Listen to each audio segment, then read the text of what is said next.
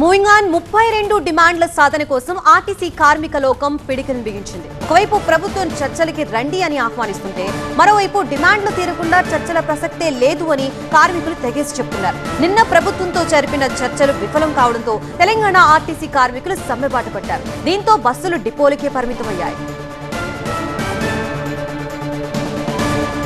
సమస్యకి సమ్మె పరిష్కారం కాదని ఆర్టీసీ కార్మికులు సమ్మె విరమించాలని రవాణా శాఖ మంత్రి పొన్నం విజ్ఞప్తి చేశారు. 32 డిమాండ్లలో 29 పరిష్కరించడానికి ప్రభుత్వం సిద్ధంగా ఉందని, ఆర్టీసీ విలీనం, గుర్తింపు సంఘాల ఎన్నికల అంశాలు పెండింగ్ లో ఉన్నాయన్నారు.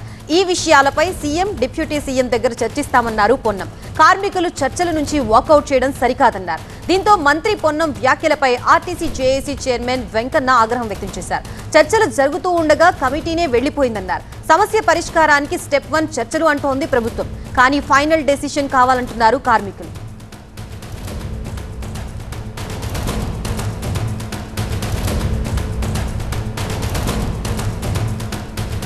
ఇదే అంశానికి సంబంధించి మనకి పూర్తి అప్డేట్స్ అందించడానికి మా ప్రతినిధి శ్రవణ్ సిద్ధంగా ఉన్నారు. శ్రవణ్, ఫస్ట్ డే సమ్మె ఎఫెక్ట్ ఏ విధంగా ఉంది? అలాగే రేపటి నుంచి హాలిడేస్ కూడా ఉన్నాయి. హాలిడేస్ లో ఇళ్లకి వెళ్లే వాళ్ళ పరిస్థితి ఇంకా దారుణంగా తయారవుతుంది ఈ రోజు ఎఫెక్ట్ బట్టి చూస్తుంటే. పూర్తి డీటెయిల్స్ ఏంటి, ఏమంటున్నారు?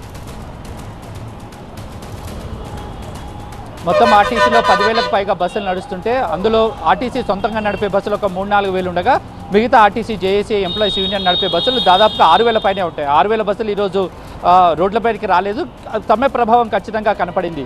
అయితే ఇక్కడ ప్రధానంగా 32 డిమాండ్లతో ఆర్టీసీ ఎంప్లాయీస్ జేఏసీ ఉద్యమాన్ని సమ్మెను ప్రకటించినప్పటికీ ప్రభుత్వం దానిపై స్పందించలేదని, విధిలేని పరిస్థితుల్లోనే తాము సమ్మెకు వెళ్తున్నామని చెప్పేసి ప్రకటించిన నేపథ్యంలో ఇటు ప్రభుత్వం నుంచి కూడా 32 డిమాండ్లలో 29 డిమాండ్లకు మేము సానుకూలంగా ఉన్నాం. కేవలం 3 డిమాండ్లు. ఒకటి ఆర్టీసీని ప్రభుత్వంలో విలీనం చేయడం, లేదంటే రెండోది గుర్తింపు సంఘ ఎంప్లాయీస్ యూనియన్ని గుర్తింపు చేసి సంఘాలను గుర్తించి ఎన్నికలు నిర్వహించడం, మూడోది 2021 30% పే రివిజన్ స్కేల్లో అమలు అయ్యే విధంగా పీఆర్సీని ప్రకటించడం. ఈ 3 డిమాండ్లు అనే విషయంలో ఆర్టీసీ విలీనం అనే అంశము అనేది టెక్నికల్గా అంశము. దీన్ని సాధ్యాసాధ్యాలను పరిశీలించాలి కాబట్టి 4 వారాల సమయం కావాలని ఇటు ప్రభుత్వం కోరినప్పటికీ కూడా 40 రోజుల సమయం ఇచ్చినా కూడా స్పందించని ప్రభుత్వము నిన్న హుటాహుటిన ఒక కమిటీని ఏర్పాటు చేసి కాలయాపన కమిటీని మాత్రమే తప్పితే దాని మీద ఎటువంటి ఫలితాలు రావు అనేది తమకు అర్థమైందని అంటున్నారు. మరోపక్క నిన్న మీటింగ్ జరుగుతున్న టైంలో ఇటు ఉద్యోగ సంఘాలు మీటింగ్ మధ్యలోంచి వెళ్ళిపోయాయని మంత్రి పొన్నం ప్రభాకర్ చెప్పిన నేపథ్యంలో దానిపై కౌంటర్గా ఆర్టీసీ జేఏసీ ఎంప్లాయీస్ జేఏసీ స్పందించింది.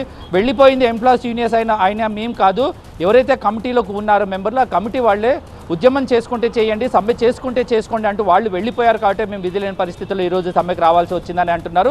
మరోపక్క కూడా ఇటు మంత్రి మాట్లాడుతూ ఈ మొత్తం కూడా పొలిటికల్ మోటివేషన్తో జరుగుతుంది. ప్రతిపక్ష పార్టీలు ఆర్టీసీ ఎంప్లాయీలను ప్రలోభ పెట్టే ప్రయత్నం చేస్తున్నారు. కొంతమంది రిటైర్డ్ అయిన ఉద్యోగులను, ఉద్యమ నాయకులను వెనక ఉండి ఈ మొత్తాన్ని కూడా నడిపిస్తున్నారు. దీంట్లో రాజకీయ ప్రయోజనం పొందే ప్రయత్నం చేస్తున్నారు కాబట్టి ఎంప్లాయీల ప్రలోభాలకు గురి కావద్దని ఇటు మంత్రి చేసిన ప్రకటన నేపథ్యంలో ఆర్టీసీ జేఏసీ తామేం చిన్నపిల్లలం కాదు, ప్రలోభ పెడితే ప్రలోభాలకు గురి అవ్వటానికి ఆలోచించి పూర్తిగా ఆర్టీసీని బ్రతికించాలనే ఉద్దేశంతోనే మేము ఈ సమ్మెకు దిగుతున్నాము అని చేసింది. ఫైనల్ కార్యాచరణ ప్రకటించారు. రేపు ఉదయం నుంచి అన్ని డిపోలు, బస్టాండ్లు, వర్క్షాప్ల ముందు ధర్నాలు చేయాలని నిర్ణయించుకున్నట్టుగా తెలుస్తోంది. థాంక్యూ శ్రవణ్.